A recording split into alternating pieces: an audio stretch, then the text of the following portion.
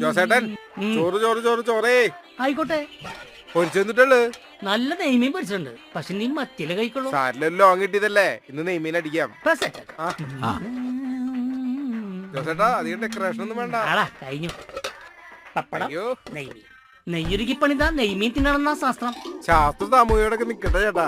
പകല് മുഴുവൻ വണ്ടി ഓടിച്ച് വന്നിട്ടേ ഈ സാധനം ഇങ്ങോട്ട് ഒഴിച്ചിട്ട് ഓരോരോ ഐറ്റംസ് ആയിട്ട് ഇങ്ങോട്ട് കൂട്ടിയിട്ട് ഇവനെയും കൂടി ഇങ്ങോട്ട് കൂട്ടി കുഴച്ചിട്ട് ഒരു കഷ്ണം മീനും കൂടി എടുത്തിട്ട് ഇതിങ്ങനെ ആക്കിയിട്ട് ഇങ്ങനെ ഇങ്ങനെ ഇങ്ങനെ സജീവ ഇതാ കൊണ്ടെടുത്തേ ചക്കനെ പട്ടി കടിച്ചോളൂ. ആലോചിച്ചൊക്കെ നേരില്ല. ആശുപത്രി കൊണ്ട് കുത്തിവെപ്പ് എടുക്കണ്ടേ? ഓ ഫുഡൊക്കെ പിന്നെ കഴിക്കാടാ.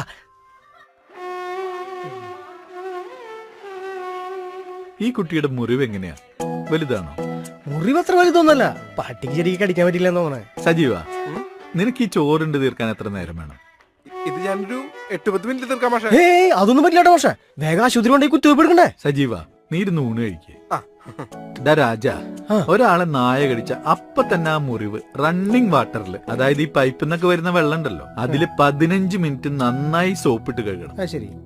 അങ്ങനെ ചെയ്താൽ തന്നെ 90% പേവിഷബാധ ഉണ്ടാക്കുന്ന അണുക്കളും നശിച്ചു പോകും.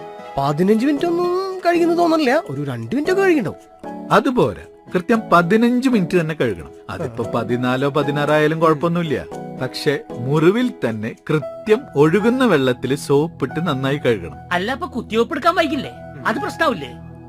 കുത്തിവെപ്പ് എന്തായാലും എടുക്കണം. പക്ഷെ ഇത് പാമ്പ് അടിക്കുന്ന പോലെയല്ല.